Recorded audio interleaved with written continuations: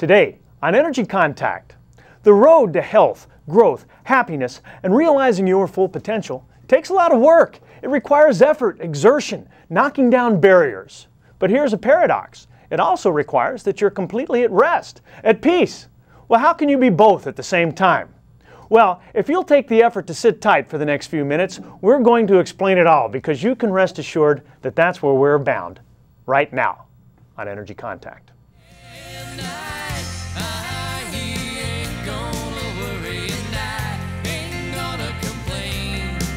I'm gonna drive away all these doubts I've been keeping and doubt. Keep my mind on better things.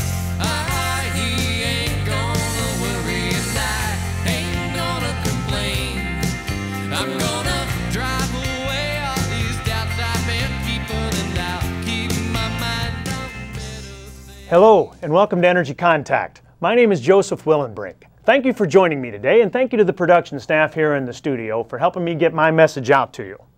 Energy Contact is a series that I'm presenting to you as a public service. It's about attaining perfect health, growth, self-improvement, happiness, and realizing your full potential. It's designed to present you a new way of seeing yourself and a new way of seeing the world around you. We're talking about things that have to do with making an energetic contact with yourself internally and with your environment.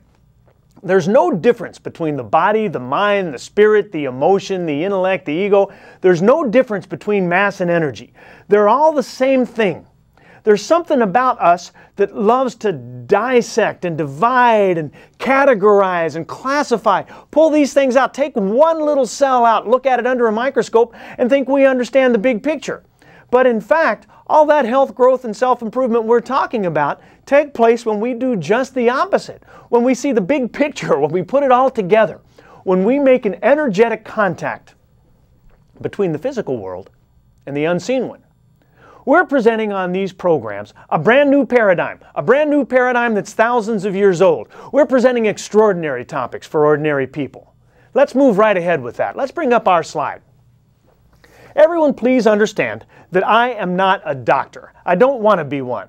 This show is not a medical advice show, medical talk show, medical anything show. We don't give medical advice. Couldn't be anything further from that. Now, I might call myself an energy healer or a chakra healer, things like that. So might you if you came to me. But state, federal, and local governments call me no such thing at all. And it's important to understand that. There's a lot of important information on your screen right now. Please read all of that with your full awareness, if you will. But when you've got it down, now would be a great time to go locate a pencil and paper. Now, here's why you want to do that. At the end of this program, we are going to roll some credits. And on those credits, there's going to be contact information for me. Now, I invite and encourage you to contact me. I sort of hope you will. But in order to contact me, you're going to need that contact information. In order to get that information, you're going to need a pencil and paper. There will be plenty of time to jot all that stuff down when the credits roll, if you've got your pencil and paper handy. So please locate that now. All right, let's come back here. Today's show is show number 62. And if you're tuning in for the first time today, well, thanks. Thanks and welcome. These shows are sequential. They build. We're talking about things today that we've introduced, defined, explained previously. So there's some ramp-up things, some up-to-speed stuff that you will have missed out on. However, I'm doing my very best to make each show have a lot of value on a standalone basis. So stay right there, because you're going to get a lot out of today's show. And if it is one of your first times joining me, and if what you see piques your interest, well, then I'll invite and encourage you to look around, because there will be earlier programs airing at later times. They'll either be re-airing right here on this channel, or they'll be on at different days and times in different areas. And if you look for them, I'll appreciate it. All right, and now we've come to the part of the show where I get to introduce my co-host. Let's get Slim on camera. There he is. That's my buddy Slim behind me. And Slim is here for a reason. Since we're investigating what it is that energy contacts in the physical self, we have to understand a couple of things, don't we? We have to understand something about energy. And this program is certainly about energy. It's all about it. But all of that energy out there somewhere does us no good at all. It does us no good until we bring it into contact with something. There's energy on Jupiter. What good does that do us? Slim is here to help us understand that thing that the energy must contact in order for us to achieve our perfect health. Remember, a body without energy, just a corpse. An energy without a body might be a number of awesome things, but none of them are human. All right, let's move along. Previously on Energy Contact, we have been discussing chakras and something called Kundalini Shakti. And in order to understand them, we began by looking at our physical selves, all of those things we can see. And we came to an awareness that they were all built by things that we cannot see. They're all a result of energy flows. And even though energy flows are invisible, well, they're very real. They must be. They built all of this stuff. In coming to that awareness, you've experienced yourself in a different and a far more accurate way. You've begun to see yourself the way Einstein saw you, as frequencies and vibrations, as energetic forces and energy flows, not so much as discrete blocks of ice, but a little bit more like frozen steam. Now, energy that flows in us needs to flow through energy vessels. The same way the blood flows through blood vessels, the nerve signals flow through those channels. One of the main channels through which energy flows in us is something called the Sushumna Nadi that we looked at previously. All right, so there's something about the flow, but what is it that orchestrates the flow? If things are flowing through paths in us, well, something must be in control of what that is and how it does it. And it makes sense to think that if we can get in touch with that, find what that thing is, that we can promote the flow of better energies through us. We can promote the flow of energy more readily. Last show, we explained the meaning of life and how to accomplish it. And we saw that the controlling factor of all that is the mind. Your mind. Your mind pervades every cell of your body.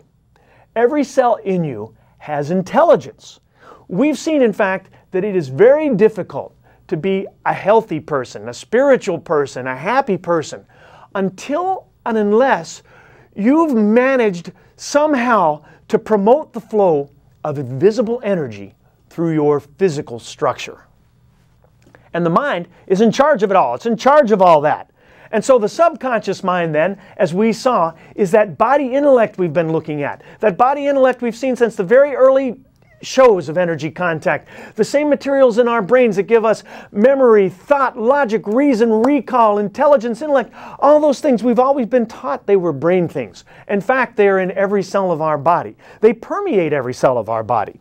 So physically, we are manufactured by our own mind. That's all. By our body intellect. And that mind, that body intellect, functions when we're at peace. And only when we're at peace. When we inhibit flow, we find pain and chaos, the opposite of peace. And when we find pain and chaos, we inhibit flow. And so there's a vicious cycle there. A vicious cycle that so many of us get so trapped in. It's a cage. Now we've just barely begun to investigate all this Kundalini Shakti and chakras and all that sort of stuff. That's where we're headed. But we've already seen that for energy to flow freely, these chakras have to be open, even though we haven't really defined what opening a chakra is or precisely what it means to do it. We'll get there. We do know, though, that chakras don't even begin to open until we come to understanding this piece, not as something, an abstract concept, but viscerally through our own deep experience. Whereas resistance to flow is pain, this peace is pleasurable. It always is. And so peace is the promotion of flow, or at least it has to be intricately tied in to the promotion of flow. All right, that brings us to today. Today, we want to look at a few of the things that promote the flow of energy through these pipelines and a few of the things that inhibit it.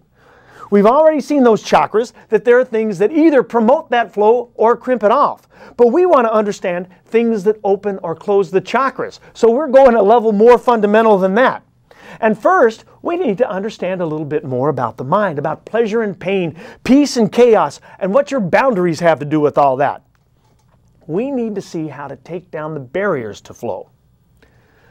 So many people think of opening the chakras as the end, as the goal, and they don't even know what a chakra is or what it means to open it. It's just buzzwords. These chakras are not so important, my friends. It's the energy flow that matters. So many great people throughout history have figured out everything they need to know about health, growth, self-improvement, and realizing their full potential, and they never even knew what a chakra was. To get any of that accomplished, what we do need to find is peace, or at least a pathway to it. And we have to understand that our boundaries, more often than not, are boundaries to finding that peace. So that's what our show is about today then. It's about violating our boundaries, disrespecting them completely, removing the barriers that we put between us and the goal of perfect health.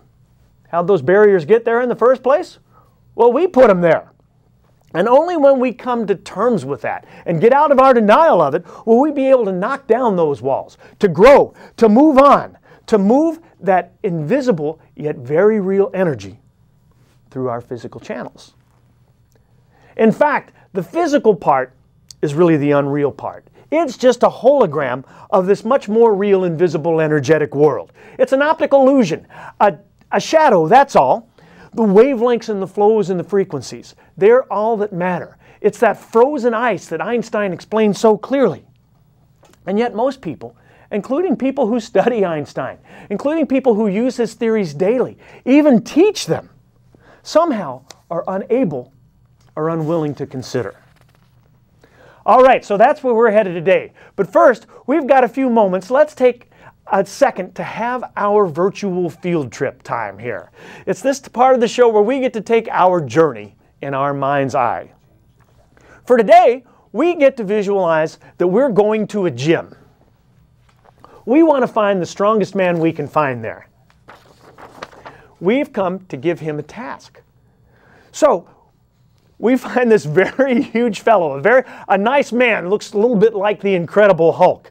Now visualize that you give him a coin. You put a coin in his hand and you ask him to make a very tight fist. Just grab it tighter and then even tighter and tighter. And now he's grabbing so tightly that not only is his fist clenched, but his whole arm is flexed. Not only his arm, but his whole body. Everything is tightened up. Even his face has become locked in this grimace.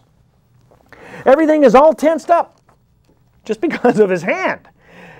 And he says to you, okay, I've got this thing tight. He can't even talk. He's so tensed up. He says, how long do you want me to stay here? And you say, just hold that pose. We'll be back.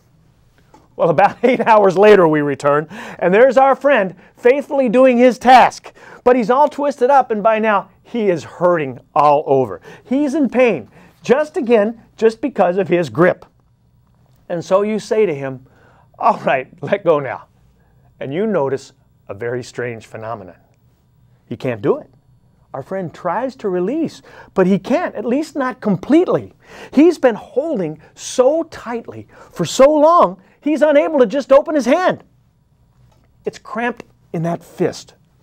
His body is so flexed and tense, it's not just his hand, that he can't let go. He's cramped up all over.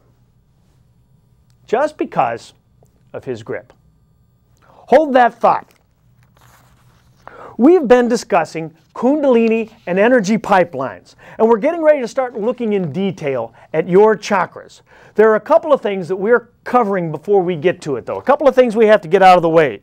Right now, we have to look at a couple of things, to put it bluntly, things that most people really don't want to know about, because it involves letting go of the things upon which they have a tight grasp, letting go of things that they're holding on to too tightly.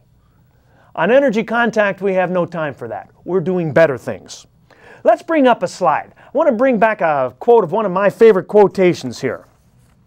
One does not become enlightened by imagining figures of light, but by making the darkness conscious. The latter procedure is disagreeable, however, and therefore not popular. The path to health and growth and happiness and self-improvement and realizing your full potential is a path of enlightenment. Let's come back up here. We're all looking for for magic genies, for bands of angels, for things outside of us to ride in like the cavalry and save us, to do our hard work for us. But there's nothing out there. It's all inside you. It's all inside that body intellect, and that body intellect is very polite and quiet. We can't normally hear it above our self-created noise level. And it's not in a hurry either. And we are, which means we get all noisy and chaotic, and we separate and compress. And that body intellect functions on peace and quiet and unity. Notice that word unity. We'll come back to it. That body intellect functions at peace. It longs for peace. But we prefer to function at what we will call a stress level. And when you're under stress, your whole body, physically and otherwise, is all tensed up like that guy's fist. And that crimps up all of your pipelines. It squeezes them shut. It bears down upon them. And if it goes on for long enough, you'll find yourself unable to let go, even if you want to. Great saints throughout the ages have said things like, many are called, but few are chosen. Well, what we're looking at is how to get into that elite, to be among the chosen. The so-called chosen are those people who have made their darkness conscious, which, like our friend Carl Jung said, is disagreeable at first, and it's very scary, but it yields peace. Many of the things that we're looking at with respect to opening up are things that most people just will not or cannot do. Why is that? Well, it's because they have boundaries. You and I want to break ours.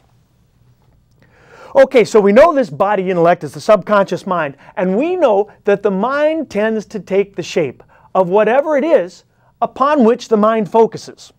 So if the mind is focusing on suffering, it will create suffering, even though the purpose of the focus is to alleviate it. Have you ever said to a trained dog, "Don't sit, Fido, don't sit"? The dog just hears the command word. Your mind is a lot like that. So, focusing on no pain creates pain. Focusing on not being angry will make you angry. Concentrating on anti-war will create conflict. Can you see that? Focusing upon not eating will make you fat. And focusing on against drunk driving will make our streets and highways just a little bit more unsafe. If you can see all that, you're seeing something that's valuable information. And not only is that the case, but it creates rigidity, it creates restriction, separation, all of these things. It creates boundaries. All of these things are boundaries, and boundaries are just resistance to flow. But resistance to flow, that's what pain and chaos are. And pain and chaos are the opposite of peace. It's all connecting now.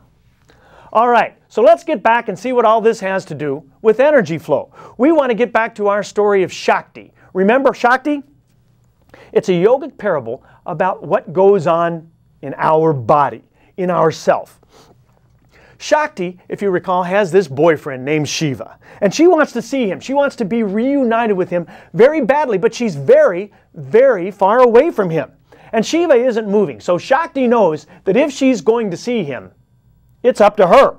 And in order to do that, she has to go on a journey. And that journey takes her through channels and pipelines. In order to complete it, she has to figure out how to get past obstacles, how to get past barriers, boundaries. But there's another problem. Before she can begin, she finds she's trapped, she's caged. And that cage is synonymous, if you get into the story, with our pelvis, where the root chakra is. But it's also analogous to our boundaries. And that brings us to the Sushumna Nadi. Let's take a peek at the Sushumna Nadi. Let's bring up that next slide.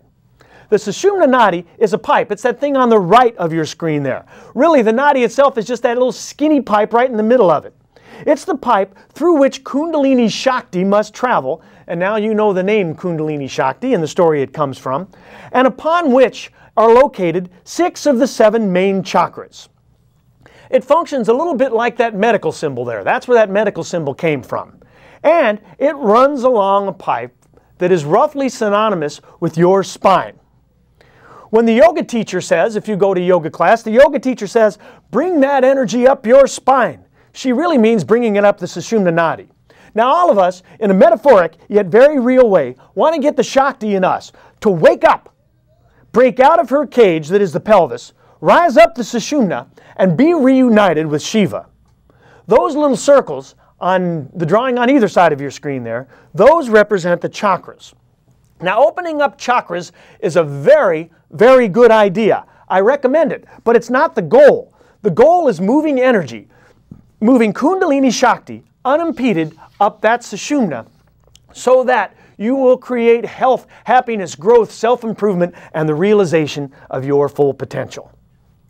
All right, let's come back up here. Shakti can't rise up that Sushumna at all. She can't even begin her journey. Why? Because she has boundaries.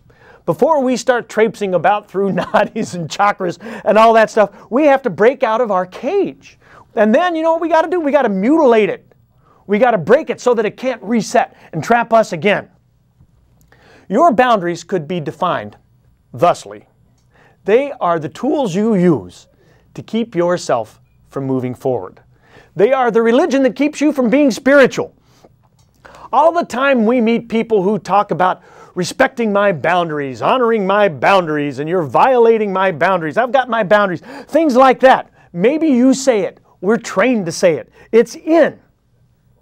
You might notice that people who say it all the time tend to be angry people, manipulative, generally disagreeable, unpleasant people. Not fun to be around. Now, there are some good boundaries. There are some lines that should never be crossed. For example, you might want to think, well, I won't lie, cheat, steal, kill people, things like that. I won't slap orphans and nuns and rabbis. All a good idea, but it's a balance. There are all sorts of good shoulds and shouldn'ts. Even the yogis had them. The yogis called them yamas and niyamas in Sanskrit. Okay, so how do we get from boundaries to yogis? Well, it's important to keep in mind through all this that the terms we're discussing are yogic terms. Chakras, the Sushumna Nadi, Kundalini Shakti, these are all yogic concepts that were figured out by smart yogis called rishis ages ago, way back in ancient time. That picture of the Sushumna Nadi we saw a couple minutes ago, it looked a lot like the pictures they would have drawn 8,000 years ago. Now remember that the word yoga means union. Only in the West is it an exercise class. In fact, yoga is a spiritual pursuit, a complex, mystical, spiritual philosophy. There's a lot of good, complex, mystical, spiritual philosophies. It's not the only one, but it's the one that uses the terms like chakras and Sushumna Nadis. So that's why we're looking at it. And the yoga practitioners, the true yogis, are extremely mystical beings and extremely healthy too, in body, mind, spirit, emotion, intellect, ego, and so on. So if we're studying chakras, we're studying yoga. We're studying Tantra Yoga, in fact. Now, Tantra Yoga is probably not what you think it is. What it is about is how to break free from your boundaries, to get Shakti out of her cage. Here are some of the things that your boundaries cage you in. I must do this. I never do that. Good people always, bad people always, good people never, bad people never. People who do this are bad people. You ever find yourself saying things like that? How about this? My religion says that you are an abomination or a demon or an infidel or a sinner or something, and my God will smite you and hurl you into a fiery hell for eternity. Why is that? Because He loves you, of course. Boundaries. Most of the boundaries we contrive for ourselves are unreal. They just create drama and chaos and something to get ourselves all angry and upset over. They're self-destructive and they're extremely self-indulgent. They make you small. They make you petty. But they also seem to make us comfortable somehow. Comfortably numb, like the song says. And we've learned on Energy Contact that numb is not good. We want to break free from all that. So, That yoga class is not an exercise class. But our friend with the tight fist we saw a few minutes ago, he is exercising. Let's say you see him a few months later on the street, and he tells you he's been practicing, and he just cracks a walnut in his bare hand. So you hand him a coin. He grabs it, and he returns it back to you about 5 seconds later, and the coin is bent. With his bare hands he did this. Is that good? Well, he thinks so. We think of exercising, all exercising, as something that makes us healthier. But in many instances, that's the opposite of what happens. Rigid things have trouble bending. Let's bring up a slide. Let's take a look at some fists. Whoa, look at that dude there. Now that guy's got a fist. These guys have boundaries. All of them do. They're bound. They're muscle bound. See how rigidly they hold themselves? One day, these fellows might wake up at 45 years old and they'll discover they've got hemorrhoids and a heart condition, hypertension, all sorts of stuff. And they'll say, how could this happen to me? How could it possibly have happened? I've taken such good care of myself. Huh? Have they taken care of themselves? Well, maybe not. All right, let's come back here. All right, we do know that our body has to be healthy though, right? Free of pain. That's part of the goal. And perhaps you're thinking about this part of the show. How can I be talking about physical tension and sickness, spiritual rigidness, personal boundaries, psychological things as if they were all the same thing? Well, duh, because they are. Like ice, water, and steam. They're the same thing in different forms. They look different. They feel different to us. Our senses perceive them differently. But they're all the same thing.